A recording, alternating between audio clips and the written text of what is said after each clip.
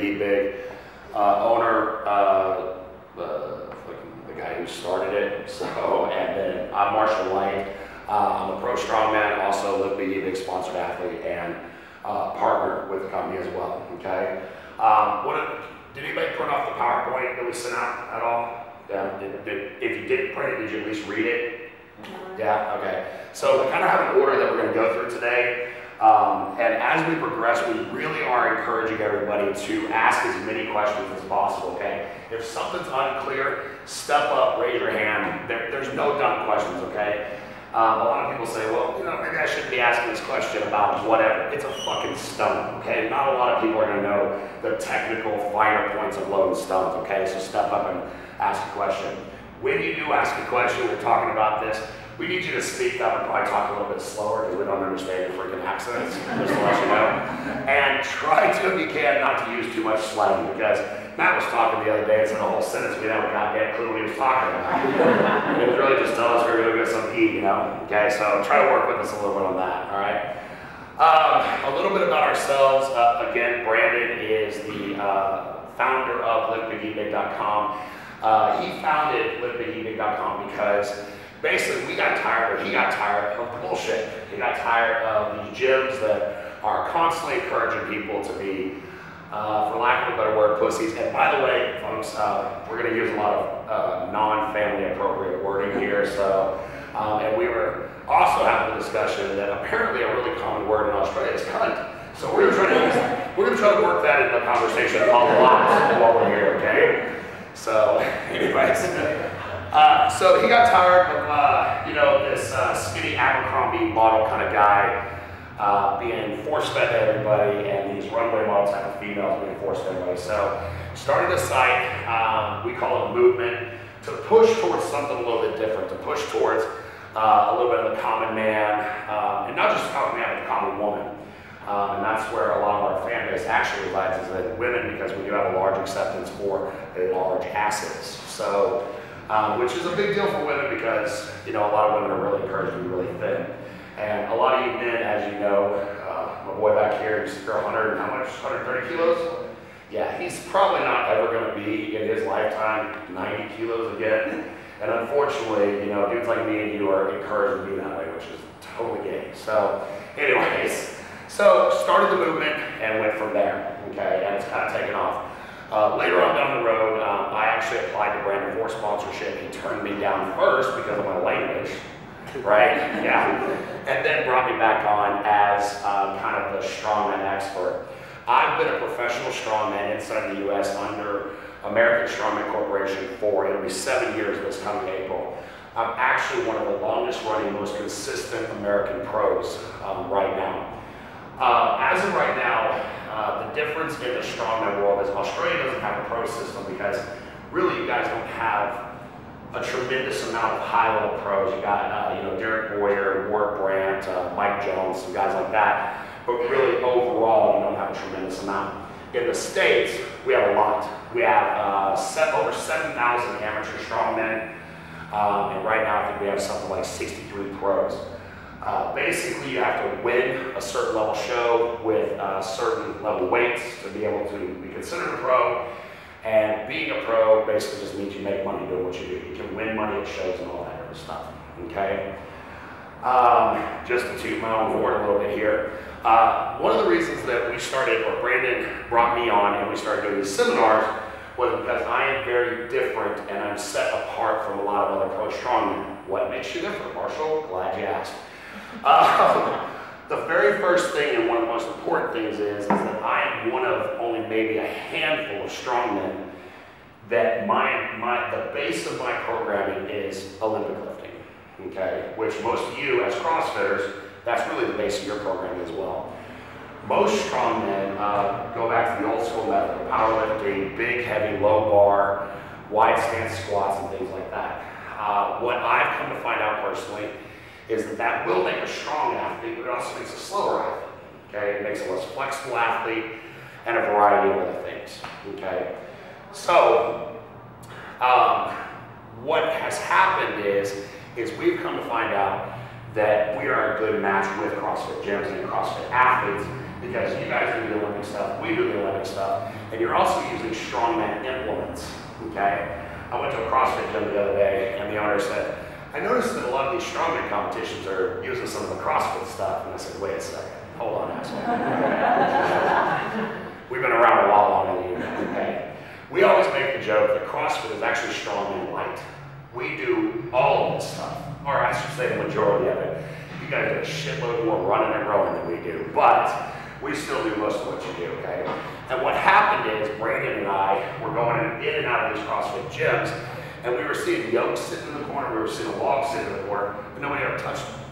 Nobody knew what to do with them. So that's just a big metal piece of equipment. And it is, okay? But these are also extremely, extremely valuable tools in completing your programming, completing your physique, and completing yourself as an athlete, okay?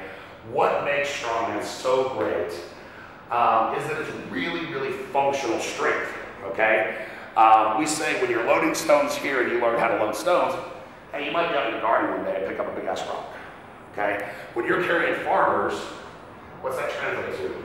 Grocery carries, all sorts of shit like that. And I know that seems kind of dumb that well, I'm carrying these farmers walking up the once and I'm gonna carry groceries, but it's the truth, okay? It makes you stronger overall in your daily life, okay? Which is what we harp on a lot, is we don't want people, or we don't necessarily enjoy people that can go pick up a shit ton of weight on a bar, but then, you know, can't bend over like this to pick up a bag of sugar, okay?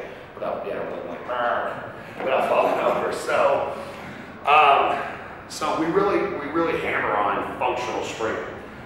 You know, building a huge thick core, especially in the oblique area and all that stuff. So one of the best ways to do that is with strongman implements and equipment, okay? The second thing is if you are familiar with street sports at all right now, is anybody familiar with street sports? Raise your hand. You keep up with them at all, Olympic weightlifting, powerlifting, Highland Games, any of that? Not much, okay. Well, here it does, okay. Right now, in the street world, strongmen, specifically pro strongmen, are the baddest asses of the badass, okay? About, 2 years ago, we had about 17 men in history have ever deadlifted 900 plus under powerlifting standards in competition. The year after that statistic came out, we had 23 pro strongmen pull 900 in competition. Now, not under powerlifting standard, but still, 23 motherfuckers pulled 900, okay? They're getting strong. We're all getting strong. It's a whole different level of things. And what everybody's going to find out is big squats, big presses don't make you as strong as you could be without adding in heavy sled drags, heavy keg carries, heavy sandbag runs, on and on and on. These things, while they seem counterintuitive to strength, actually make you stronger. And I think most of you as CrossFitters know this, right? Okay? Within reason, all right? As long as you don't go too far with it. So, does anybody know how the sport of strongman started, roughly? Are you familiar with that at all? No? Okay. Strongman started as a TV show, okay? I always make the analogy that strongman is the MMA of strength sports. You guys are all familiar with UFC, MMA, all that stuff is super popular right now, like, you know. Basically what they did is they said, well, we have a bunch of throwers, we have a bunch of wrestlers, we have a bunch of football players, we have a bunch of powerlifters, Olympic weightlifters, and we want to see who the absolute strongest of the strongest. So we're going to make a competition. We're going to make a bunch of events that they can't train on.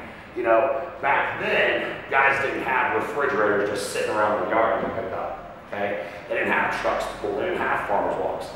So basically what they had to do was just step into a competition and just see who had the biggest balls, is really what it boiled down to, okay?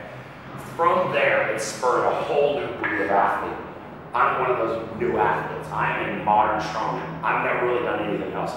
I've competed in powerlifting and weightlifting, but only after being a strongman, okay? This is what I do, and this is what I do for a living, okay? So what you're seeing on TV is World's Strongest Man. It's a TV show. There is a whole nother world to strongman. Right now in the States, you could find at least 2 competitions. On the amateur level, you can find at least 2 competitions any given weekend, okay? So there's a lot of growth with it. With the sport's coming up, and they're starting to divide down into a lot of lighter weight classes, which is cool too. The guys you're seeing on TV, or like myself, I'm 160 kilos, that's what I weigh. There's a whole other section of lightweight strongman as well, okay? So this is not just what, a big man sport, and it's not just a man's sport either.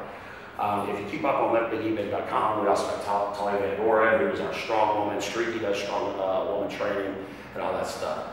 We feel it actually builds a pretty visually pleasing body, especially a functional visually pleasing body. With the addition of the heavy cardio, or heavy metcons as you guys call them, it does keep the body fat down to some extent. Okay, it's not just like powerlifting where you get fat shit all the time. Okay, so strongman as a sport is relatively new. First strongman competition was in 1970s. Yeah, 72 or 73. And actually a bodybuilder won it at that time. So it's relatively new. But what people are noticing is, and if you go to university strength programs, high school strength programs, they're starting to incorporate strongman movements, tire flips, yokes, all that other stuff. Because again, it builds a really, really complete athlete. It builds an explosive athlete, it builds a flexible athlete, and it builds a strong as shit athlete. Okay? So it's an all-around strength program. All right. So what we want to do today is show you, or today and tomorrow, we want to show you how you can use strongman implements, strongman programming, even strongman diet or nutrition to help your workouts in your CrossFit and whatever else you may do. Is there anybody here that competes in anything other than, or does anything other than CrossFit? Peter? Powerlifter, okay. This will actually make you a better powerlifter as well. And again, a lot of powerlifters say, well, that's bullshit, sweat drags ain't gonna make that. Or maybe a better powerlifter. It's bullshit, they will, okay? And I promise you that, all right? So, we wanna show you how to apply it to everything you're doing.